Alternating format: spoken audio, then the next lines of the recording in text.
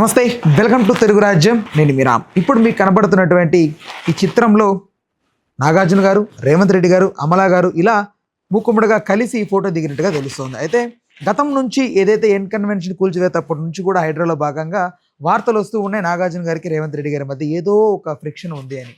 అయితే దీనికి సంబంధించి క్లారిటీ వస్తుందేమో అనుకున్న టైంలో మొన్నటికి మొన్న ఈ మిస్ ఇండియా కాంపిటీషన్లో కూడా ఎడమోహంగా పెడమోహంగా ఉన్నారని కొంతమంది వార్తలు రాశారు. అయితే ఇప్పుడు వీళ్ళు కలిసి ఫోటో దిగడం వెనక ఏం నడుస్తోంది, దీని యొక్క తాత్పర్యం ఏంటి అనే అంశం గురించి సినీ మరియు రాజకీయ విశ్లేషకులు దాసరి విజ్ఞాన్ గారు ఉన్నారు, ఆయన అడిగి తెలుసుకుందాం. మనం ఇక్కడ అక్కినేని నాగార్జున గురించే మాట్లాడుకుంటున్నాం. వాళ్ళు వియంకుల గురించి చాలా మందికి తెలియదు, వాళ్ళ గురించి కూడా మాట్లాడుకోవాలి. జైనా వీళ్ళది ఆల్కాజర్ ప్లాజా, సిటీలో ఆల్కాజర్ ప్లాజా చాలా మందికి తెలుసు. ఇంకోటి ఇది H&M ఉంటుందా, దుర్గం పెద్దమ్మ టెంపుల్ ఆపోజిట్లో మనం అటు నుంచి H&M ఉంటుంది, ఇట్లా ఒక బిల్డింగ్, అది ఆల్కాజర్ ప్లాజానే. బంజారా హిల్స్ రోడ్డు మీద కూడా ఆల్కాజర్ ప్లాజాలు బోల్డ్ ఉన్నాయి. సిటీలో ఎప్పటి నుంచో ద ఓల్డ్ నవాబులు వీళ్ళు, అంటే ఎప్పటి నుంచో బాగా ఉన్నవాళ్ళు, ఖాన్ లతీఫ్ ఖాన్ ఎస్టేట్స్ అంటే వాళ్ళలాగా ఇంచుమించు చెప్పాలంటే, మేఘా కన్స్ట్రక్షన్స్ వాళ్ళలాగా వీళ్ళు కూడా ఎప్పటి నుంచో సిటీలో ఉన్నవాళ్ళు. మంచి హై క్లాస్ ఫ్యామిలీ, మంచి బిజినెస్లు ఉన్నాయి వీళ్ళకి, real estate, infrastructures, solar power, ఇంకేవేవో బిజినెస్లు కూడా ఉన్నాయి. సో ఆ ఇంటికి వీళ్ళు వియంకులుగా వెళ్తున్నారు. సో ఈ యువతల వాళ్ళ నుంచైనా అవతల వాళ్ళ నుంచైనా సిటీలో ఇంత పెద్ద ఈవెంట్ జరుగుతుంది అంటే ఒక గొప్పింటి పెళ్లి జరుగుతుంది, ఇద్దరు మంచి స్థాయి వ్యక్తులే కాబట్టి ఖచ్చితంగా ఇట్లాంటి వాటికి సీఎంలనో పిఎంలనో పిలుచుకుంటారు. అలా రేవంత్ రెడ్డి గారి దగ్గరికి నాగార్జున గారు వెళ్ళడం, మా ఇంట్లో శుభకార్యం జరుగుతుంది, మీరు తప్పకుండా రావాలి. నెక్స్ట్ మొన్న చౌహమల్ల ప్యాలెస్ ఇష్యూ, ఎడమొహం పెడమొహం ఏం లేదు, అక్కడికి రేవంత్ రెడ్డి గారే నాగార్జున గారిని పర్సనల్గా ఇన్వైట్ చేశాడు. యాక్చువల్గా ఇది హైడ్రాకి వీటికి సంబంధం లేదు. బేసిక్గా కొండా సురేఖ గారు మాట్లాడిన దానికి దీనికి సంబంధం లేదు. అప్పుడెప్పుడో నాగార్జున గారు కొన్నప్పటికీ, నాగార్జున గారు అదేంటిది ఫేర్ డాక్యుమెంట్సే కొన్నారు, కానీ అమ్మినోడు ఫేక్. అంతకుముందు ఈ ల్యాండ్ది ఎవడైతే ఉన్నాడో వాడు ఎప్పుడో కబ్జా చేశాడు. ఆ తర్వాత ఈయన జెన్యున్గా కొన్నాడు, తను డబ్బులు ఇచ్చి. ఆ పక్కన కూడా మురళీమోహన్ గారి ల్యాండ్లే ఉన్నాయి, జైబెరీ ఆ పక్కన, ఇటంతా హైటెక్స్ చుట్టుపక్కల సంత ఇది. సో తను కొన్నది ఫేర్. కాకపోతే అది ఎప్పుడు 40 ఏళ్ల నుంచి కూల్చేస్తున్నాం కదా, అందరికీ ఒకటే రూల్ అని చెప్పేసి అది కూల్చారు. అది ఆయన కూడా అర్థం చేసుకున్నాడు కాబట్టే ద రియల్ హీరో నాగార్జున. ఎలా చెప్తున్నావు, 500 కోట్ల ప్రాపర్టీ నేలమట్టం అయితే 4 రోజుల తర్వాత బిగ్ బాస్ ఎవడు చేయడు. వారం నుంచి వీళ్ళ అడ్డమైన కష్టాలు ఆయన తీర్చాల్సిన అవసరంలా. సరే తీర్చావు సాటర్డే ఎపిసోడ్, ఓకే. సండే రోజు మళ్ళీ గెంతించాలి వీళ్ళని, డ్యాన్సులు, ఆటలు, పాటలు, జోకులు అవి వేయకూడదు. ఆ ఫేస్ సహకరించదు బేసికలీ.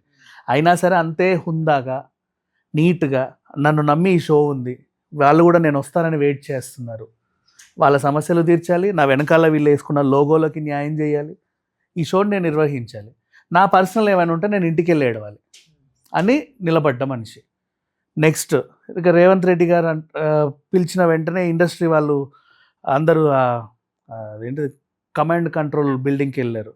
అప్పుడు నాగార్జున గారు కూడా వెళ్ళడం జరిగింది.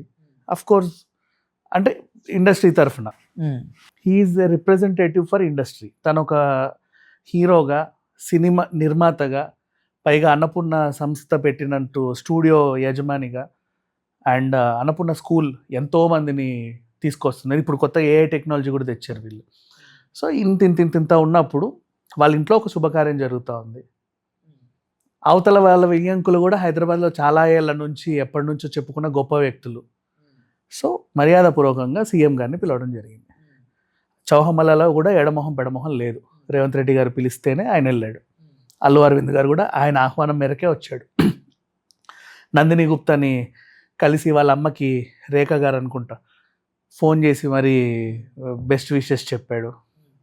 That is what happening. అంటే ఇప్పుడు ఇండస్ట్రీకి మరియు రేవంత్ రెడ్డి గారికి మధ్య క్లాషెస్ లేనట్టేనా? ఇట్లా అసలు క్లాషెస్ ఉంటాయి కదా, లేనట్టేనా అని ఎలా అంటావు? చాలా మంది ఉన్నాయని రాస్తున్నారు. వాడేవాడో అన్నాడని చెప్పేసి వీళ్ళకి ఉండాల్సిన అవసరమే ఉంది. క్లాషెస్ ఏమీ లేవు. అండ్ నెక్స్ట్ ఇప్పుడు నిన్న గద్దర్ అవార్డ్స్, అదే 2014 నుంచి ఆగిపోయిన అవార్డులన్నీ ప్రతి సంవత్సరానికి 3 సినిమాలను ఇచ్చుకుంటూ వచ్చారు. నిన్న ఎప్పుడు కూడా ఇండస్ట్రీకి రేవంత్ రెడ్డి గారు దూరం కాదు. మరి అప్పటి నుంచి ఎందుకు ఆగిపోయి ఎందుకు ఇవ్వలేదు అప్పుడు నుంచి? ఏది 2014 ఇంతకు ముందు మీరు ఎంచుకున్న ఒక సుంట వాడెవడో ముఖ్యమంత్రి, ఆ గాడిదని అడగండి. వాడు నంది మహానంది, నంది ఆంధ్రది అనుకున్నాడు.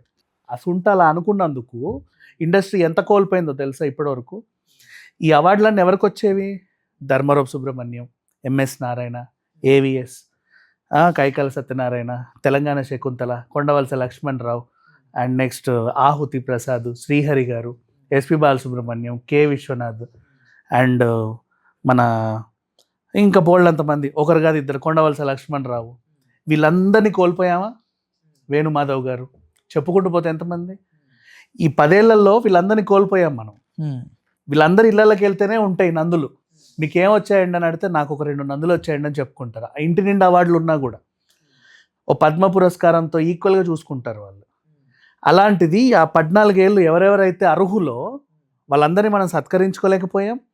ఇప్పుడు మనం సత్కరించుకోవాలన్నా కూడా వాళ్ళు లేరు. చూసావా ఎంత పెద్ద విషయం కోల్పోయాం చూడు. వాళ్ళందరూ పోయారు వాడెవడో తీసుకున్న అడ్డమైన నిర్ణయానికి, బేసిక్గా చెప్పాలంటే. సరే, ఆ దరిద్రం పోయింది.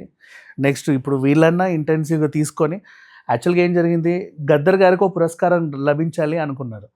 ఆ గత ప్రభుత్వం ఉంటే గద్దర్ని అవమానించాడు, గేటు దగ్గర 3 గంటలు కూర్చోబెట్టి తలుపు తీయకుండా.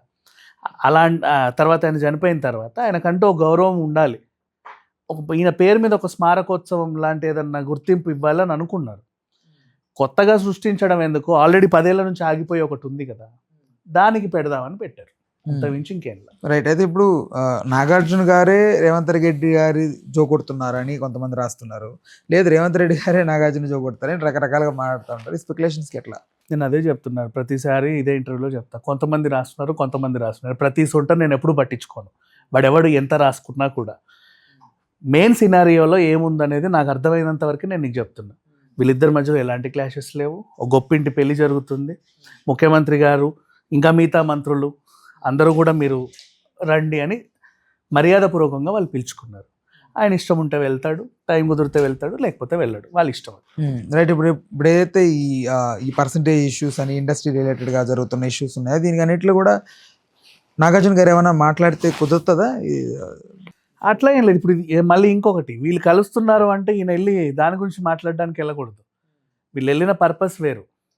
ఇప్పుడు ఇది ఎట్లా ఉంటుందంటే, తిరుమల కొండ ఎక్కినప్పుడు అందరూ మైకులు పట్టుకొని వచ్చి అన్నీ అడుగుతూ ఉంటారు పర్సనల్ విషయాలు. అక్కడ అడగాల్సినవి ఏంటి? దర్శనం బాగా జరిగిందా, దేవుని దగ్గర నుంచి చూసుకుని ఏమైనా కానుకలు వేసారా, మీకు ఏమైనా పుణ్యం వచ్చిందా, ఏం కోరుకున్నారు, అంతే. ఏవేవో అడిగేస్తూ ఉంటారు అనమాట. అట్లా అడగకూడదు. ఇక్కడ పెళ్ళి, ఆయన వచ్చేది ఒక వెడ్డింగ్ సెరమనీని అటెండ్ అవుతాడు, వాళ్ళ గురించే మాట్లాడుకుంటారు, వాళ్ళ వియ్యంకుల్ని పరిచయాలు చేసుకుంటారు, వీళ్ళు అని చెప్పేసి. ఆ పరిచయాలకే అయిపోతాయి ఆ 1-2 గంటలు. హ్యాపీగా భోజనం చేస్తాడు, లేకపోతే వెళ్ళిపోతాడు, అంతే. రైట్. ఇంకా ఆ టైంలో కూర్చొని లేక దొరికాడు, ఈ జన్మకు మళ్ళీ కలుస్తాడో లేదో అని చెప్పేసి వాళ్ళ దగ్గర ఉన్న సమస్యలన్నీ తీసుకెళ్ళి పెట్టరు.